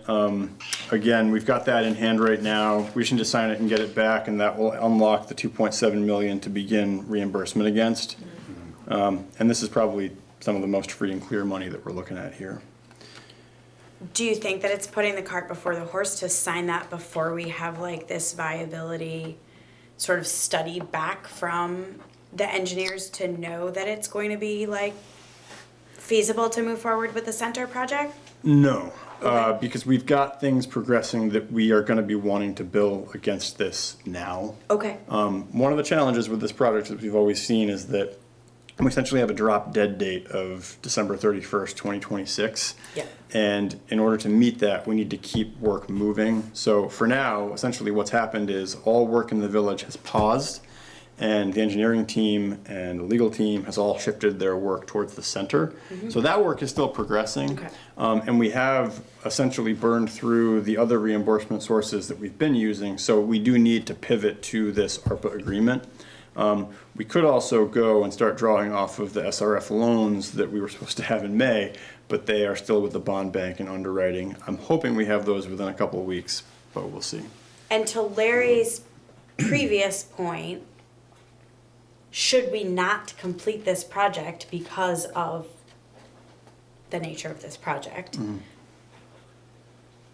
Is there a penalty for using grant funding for the things that are payable now? If the project never comes to fruition, like, No. And we could potentially use ARPA funding to pay off other loan dollars that we've expended towards the project, even if it doesn't happen. That was a Great. conversation that I was having today with folks from the Really? DEC. That's my understanding, and some of this. Sounds too good to be true. Well, some of this feeds all the way down from like EPA rules and federal rules, because these are federal funds, and so it's been a little bit of a, I even had to go to a past DEC commissioner to make sure that what we were being told was correct. So it's still not completely untangled, but we're trying to untangle it. no, I understand. And this is not, so based on what you're saying, like, it's almost like there's no risk to signing this because for the ARPA money is free and clear. Yeah, and we're for the not gonna ARPA be- agreement, it's, yeah. Yep. Don't worry about it, it's our tax dollars. Yeah. Well, we just paid them out for the TAP project, so we don't have any Yeah. extras. One thing that I will say that I was a little nervous about, because I did you know, before we got this and we signed it and sent it back, I did want to have the conversation with them about what's happening with the project. We did go back and revise some milestones, but acknowledging that there is a scenario here whereby the village gets paused indefinitely, they did not reduce the amount of the award. So it's still 2.7 million. One of my concerns was that they would come back and say, well, that's pretty shaky, so we're gonna drop your 2.7 million to 1.9 million or 2.3 or something. So we still have the full amount of money. I will say anecdotally that the state is trying to get this money out as fast as humanly possible. And as screwed up as this project seems sometimes, it's still, to my understanding, Not noticed. one of the most viable village wastewater projects in the state. I mean, I know that folks have enough hard time tracking what's going on here in Montgomery, but Westford, for example, their bond failed to move their project forward. There's a couple other projects in the kingdom that have kind of faltered some. So, yeah, as screwed up as this has been, I still get told multiple times a week that your project it's in the best situation than any of them in the state. And that's why you keep doing it, And right? that's That's why I why you keep keep doing showing it. up. You know, I don't know. I just, yeah, if we're doing great, then I hate to see what doing bad looks like. So anyway. sign Well, I this guess stuff. I'll make it a motion to sign the ARPA agreement. Okay, so we've got, we have a motion from Mark to sign off on the standard ARPA grant agreement for the wastewater project. I will second the motion. We have a second from Emily. We'll take your money. Yeah. Is there any discussion on the motion? Hearing none, all those in favor, please signify by saying aye or raising your hand. Aye. Aye. Any opposed? Any abstentions? Motion carries. Great. So I will sign this and get this back in, and that will. Poster child up here. Yeah, right? Oh, man. Tim, thanks for coming. Good. How you doing? Good. So I don't know if everybody's met Tim before, but why don't we go around, we'll just do introductions, so we'll start at this end. Hi, I'm Leanne Barnard. You know Mark, yeah. Emily Kimball. Nice to meet you. I'm Suzanne Dolwa. And this is our conscience, Larry Letourneau. I'm a man without a sash. Thanks for adjusting your agenda to fit me in. No, of course. Thanks for coming. Yeah, thanks for coming. We had some, Yeah. VFA had their sports parents meeting tonight, so. Oh. thanks for coming out. Yeah. So for those who don't know, I'm the Executive Director for Franklin County Industrial Development Corporation. Been in the position for 22 years. Franklin County Industrial Development's been around for 52 years. The purpose was to create jobs and attract investment to Franklin County 52 years ago, when many of us may not remember, unemployment in the county was double digits.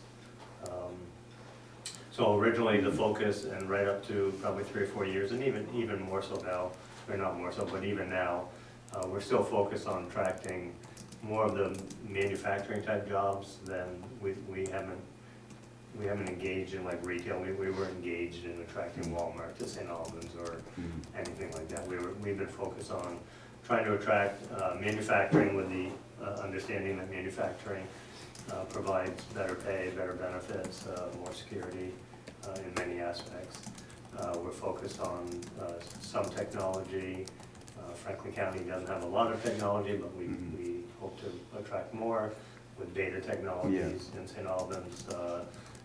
Many may not be aware of the Rail Dispatch Center, and that is basically air traffic controllers for trains. They control the short line railroads for more than 100 railroads across the United States and Canada, and they employ, I think, up to 60 or 70 now. So we along with the city of St. Albans were able to keep them in St. Albans. They were looking at moving to Colchester. And I get that Montgomery doesn't have a lot of manufacturing per se. It's probably more tourist oriented.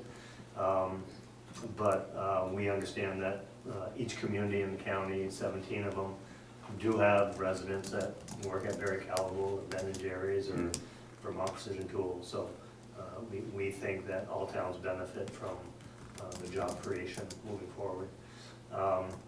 Talking about tourism, a couple of things we're working on is two things, more than two, but the main two would be we're trying to get a rest area built on 89 between Highgate and Swanton.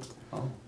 And the reason for that is to promote the area, right? I mean, the closest rest area is Georgia, and by that point, they might as well be in Chittenden County by that point, and we miss that opportunity to capture. The ironic piece about the whole thing is that this 89 southbound is the only thoroughfare into the state that doesn't have a rest area.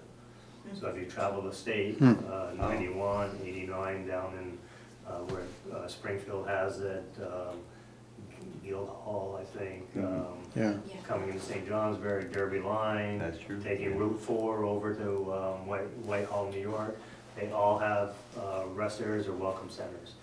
Ironically, within an hour's travel of the border, Highgate border, there's 5 million people, and we don't have anything to catch them before they hit Chittenden County.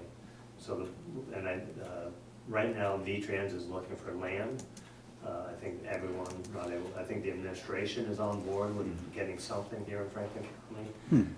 Not probably isn't going to be this year, it might be 2 years down the road. And we think that if we can capture them between Highgate Board and Swanton, then they will be educated that they can, they can head up 78, they can go into the islands, they can go through Highgate, Enosburg, Richford, Montgomery, and learn more about the area. So we think everyone would benefit from that moving forward, so we're investing time and energy into that. The other one is that we're trying to keep Franklin County Field Days is being asked to move from their current location in Swanton. And once again, it's in Swanton, but Mark, you know that it's an agricultural fair that brings people from all over the county there. And we are overseeing a planning study where they're looking, so they got another year, they will be able to do it next year. And then they've asked for a second year, but I don't think they're gonna get that. I think the state expects them to, the dates here, be all moved out of that space by July 31st of 2025. The Field Days is asking for another year. I don't know if they're gonna get that. But we're evaluating all the land in and around Swanton and Highgate, mainly due to the quality of the soil or non-quality of the soil, which is mainly sand-based. It works for rainy days, thunderstorms, cars aren't stuck in the field in the mud. So the focus is down around that area still because it worked out well on that. So we're involved in that as well. I haven't talked my brother back into letting him go back to the home farm. What's that? Oh, yeah. Which, that they encountered that with. It was there for a few, it was muddy there. Yeah. So they learned their lesson from that. Yes. Found the location in the drier area, A couple other things, we did a strategic plan 2 years ago, and we actually changed our mission, and Charlie's aware of this.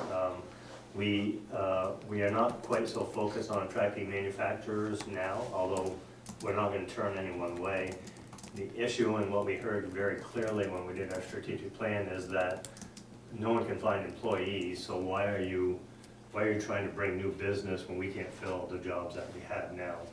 So what the focus is, and like I said, we're not abandoning all of that right now. It's still a priority, but the bigger priority is focus on quality of life and trying to improve communities. So we have been working with communities. We give small grants to assist, we're sort of be a catalyst for activities. Some of those examples are, and Charlie and I have talked about it, when you guys get to a point and there's an opportunity for a need for funds, and we can step in with a minor amount. So when I say minor, on average, we've been doing about $10,000 grants. So we did in Richford, we and Preservation Trust of Vermont each gave $10,000 per year for 2 years to help fund a town administrator. So they had 20,000 one year, they voted on it, they approved the position, they hired an individual, and then we paid 10, historic preservation paid another 10, this current year, to help offset the budget. Now, we hope that Richford sees the value in having a town administrator, and they're gonna run with the position moving forward. We gave $10,000 to Brigham Academy up in Bakersfield in hopes of rehabbing the Brigham Academy building into apartments. We have given 10,000, actually it ended up being 30 to the town of Swanton to relocate BMCM out of the Memorial Auditorium, and ACE went in there. Oh, yeah. So that, and then we paid for engineering for a new building, so that the tenant that was in there had a home to go to. The developer built a building, we paid it for the engineering cost of that. I know I'm missing another one or two. But that's the type of stuff that we're doing. We want you to know that we're an asset for you. For those who don't know, you pay us $500 a year, and have for 23 years. I think we've never adjusted that. And I'm not here to tell you we're going to adjust it. It's been that way for all the towns, and all the towns. We joke about it. All the towns in the county contribute to FCIDC, with the exception of Fletcher. Fletcher just doesn't see the value, and we're at the crossroads for how we're going to cover Fletcher's $50 a year that they pay us or don't pay us. So we the one thing Mark, I think Charlie and I talked about this, and I would leave this with you. Not that those are my closing comments, but you work the water plant, right? Yeah. So I sit on the Georgia Industrial Development Corp board, and our main purpose on that board is to run the Georgia Industrial Park. And in that industrial park is Perigo, which employs 450, Med Associates, which is about 75, and Bariatrics, which is about 50. And our main purpose, we have a couple lots to sell, but our main purpose is to run the water plant to 98% of the water, about 200,000 gallons a day, goes to Perigo so they can make their baby formula. Wow. During the flood this summer, we draw water from Lake Arrowhead. We filtrate it, clean it, and send it off to Perigo mainly. And that water was, we received all that flood water from the Lamoille, So you got because the it sediment. feeds Arrowhead. And you know turbidity, and you know better than I, Mark, but NTU is a gauge for how clean your water is or how dirty. Yeah. On average for us, our NTU is 1.5. What is it? It's not percent. No. But it's 1.5 normally. During the flood stages, we were at 84. Yeah. Whoa. So every It's 3 your gallons of water we made, we had to backwash 1 gallon just to keep the filter clean. But the problem with that is we didn't burn out. We came close to burning out our operator, and we went looking. We're trying to hire someone now, and you guys are putting in a new system. There's many other towns using their ARPA money to expand their system.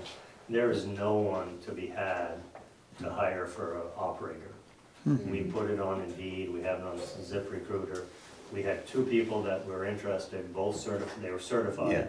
Because as Mark knows, to get certified, it's minimum 18-month process, and maybe even as much as 3 years. So I would suggest that you start that process now. You advertise. There's a lot of people that would take it, but the understanding is you have to train them over that 18 or 36-month period before they can be certified as a plant operator. We had 2 that responded to ours. One was from Ohio and one was from Pennsylvania. And in the end, they both chose to take on the job. So we haven't found anyone yet.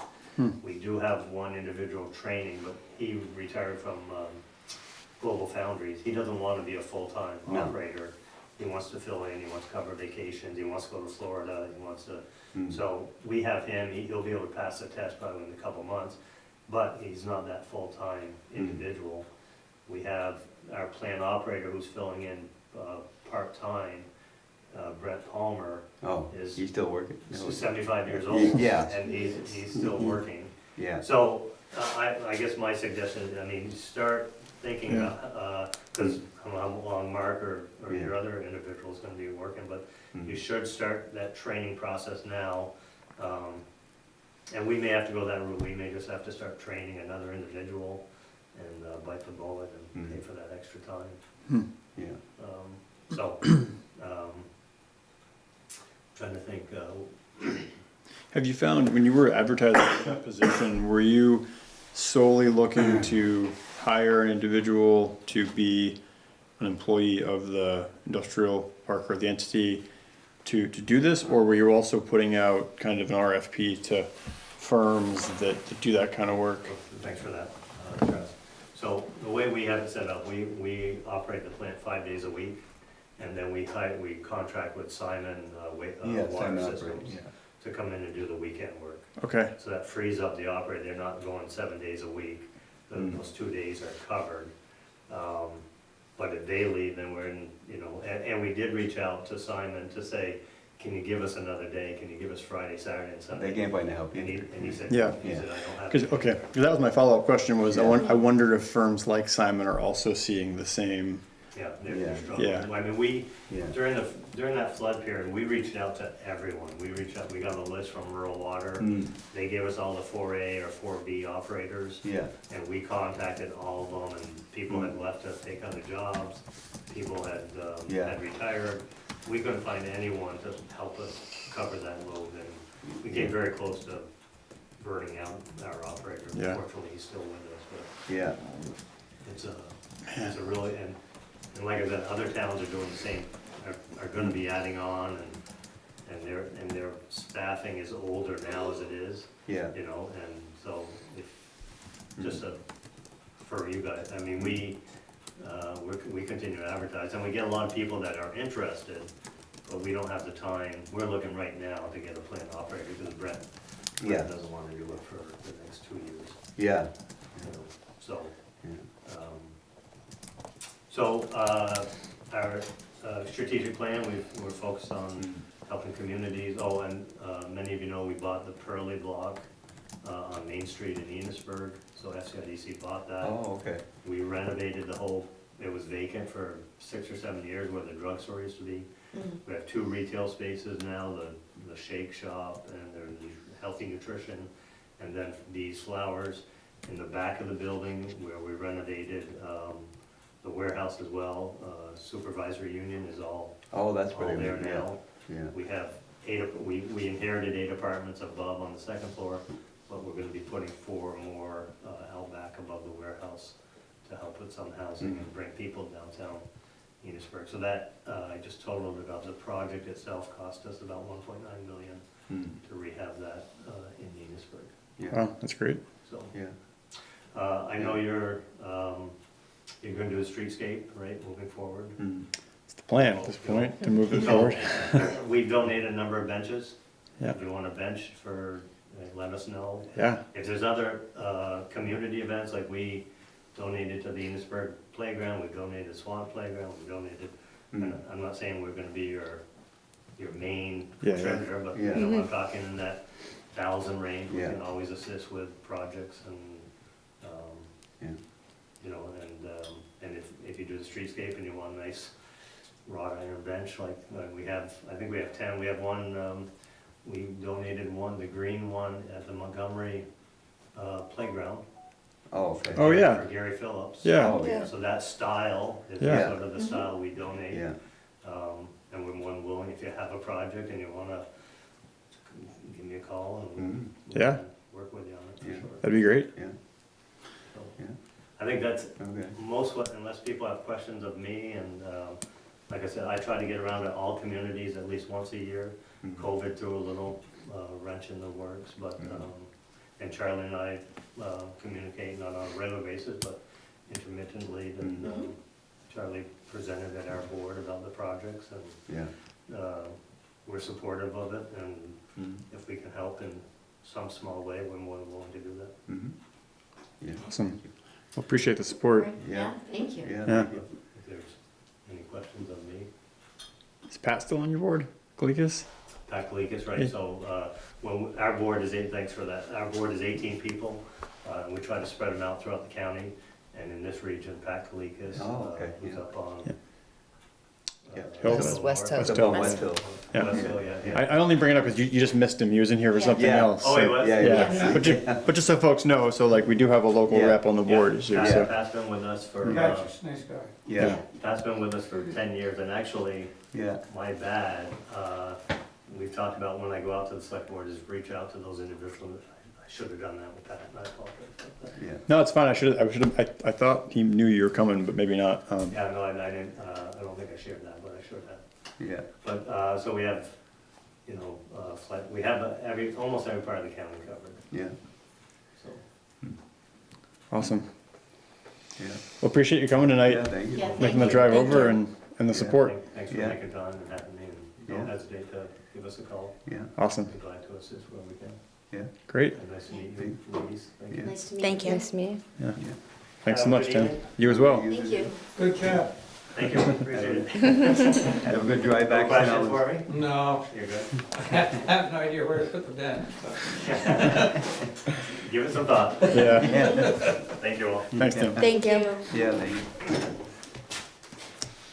you. So that takes us through up to new business, and this should be pretty quick. The holiday decorations, tree lighting. Does it, Did you or go do you back want to over go wastewater? back Did to you have wastewater? this you had on there? Oh, property purchase. That's right. We did get an offer. I shouldn't say an offer. Is it an offer? If we want to buy something and the person selling it gives us a price, is that an offer? It's an offer. That's an Proposal? We got a proposal from the landowner. We can talk about it now. We can also go into executive session. It is a matter that relates to the purchase of real property and negotiations around such. So that does allow us to do that in executive session, essentially so that we're not showing our hand on a recording that the individual who owns the property can watch. Yeah. So if folks want to do that, what I might say is let's just run through the rest of the new business real quick, and then we can do that if you What want. happened to the property up by the cemetery? That property is still in play. The meadow next to it? Yes. Yeah, that one we wouldn't need to purchase because the town owns it. And that would be additional capacity to the 242 site. Essentially, there are no sites that we were able to secure in the center that would have all the capacity we need in one spot. Oh, Yeah. I misunderstood all of that then. Yeah, we've talked to 3 different landowners, dug some holes at one of them, but none of the landowners that own property that it would work on are interested in selling it. And so that's when we've kind of had to hit the B team of properties, and the 242 site that Walt owns works, but there is not the full capacity that we would need to have there for the full build out. So the meadow up next to the cemetery would serve as the secondary capacity site. The meadow on 58 on the left, right off the top there, isn't a whole lot higher in elevation than any of the others that you're talking about, you know? Had you considered that? That's the one across from Reagan Road? Yes. Yeah, those landowners were not receptive to, yeah. It'd been nice to get another alternative, just for the sake of having another alternative. Yeah. So if the pleasure of the board is to pivot, hit new business, and then jump to that, does that sound good to people? Okay. Holiday decor? Holiday decorations. So this is like a long-standing thing that I always try to do. But the tree in front of the Grange Hall, I've tried to get lights on that a couple of years. Last year I went up with a lift with Tiffany and tried to get lights higher than we ever have. Managed to not get electrocuted.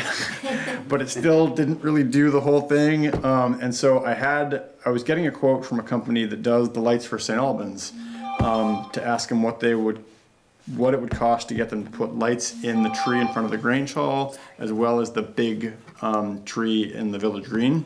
And they had quoted us something like $2,200 last year, and that was for install and maintenance. So they would periodically check to make sure things worked, and they would be there to replace lights and change stuff.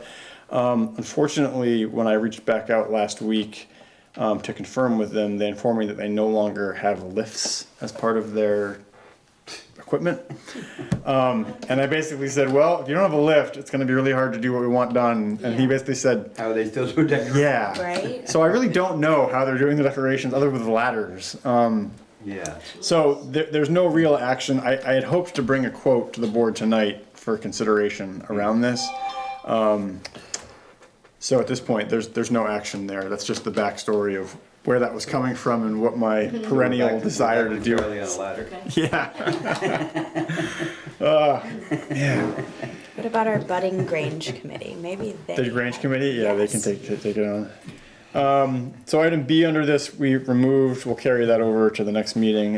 Health officer, so this is just a flag, Sue's term is ending very soon. I've reached out to 2 people in town. If folks have any ideas of folks that might be interested in serving as health officer, please let me know and we can reach out. We do need to fill that position relatively shortly. Because it comes back on the select board Yes. if nobody fills it. And that is the position that isn't always needed, but when it's needed, it is needed. What's the sentiment of the It's 2 people fallen you back reached on me out to? before. I'm waiting to hear back from them. Oh, okay. Yeah. One of them, I've been talking about, one of them's Paul, Yeah. who worked, and I don't know if he's retired yet or not. I talked to them, I talked to them about it back in the very beginning of the spring, and he kind of said, no, but like not now, no, maybe no, but not now. And I left a message for him again, I haven't heard from him. So he's one person that I'm looking at. But other folks, if you have ideas, let me know. Did we ask Doug? I think I mentioned this to Doug once and he kind of laughed at me. He's got enough on his plate. I don't know. Yeah. So that's it. That brings us through the agenda. Again, if we want to, if it's the pleasure of the board, we can go into executive session to discuss the property purchase. It would just take a motion. Yeah. So I'll make a motion to go into executive session to discuss property accusation. Or Great. Acquisition. Accusation. Is there a second? By Larry. Bye, Larry. Night, Larry. Have a good week. You Say that real too. fast. Happy Thanksgiving. Yeah. Yes. So Happy is Thanksgiving. there I'll a second Mark's motion. so we have a second from Suzanne. Is there any discussion? Hearing none, we'll vote. All those in favor of entering into executive session to discuss the property purchase for the Center wastewater system. Please signify by saying aye or raising your hand. Aye. Any opposed? Any abstentions? Great. So we are now going to enter into executive session. I'm going to pause.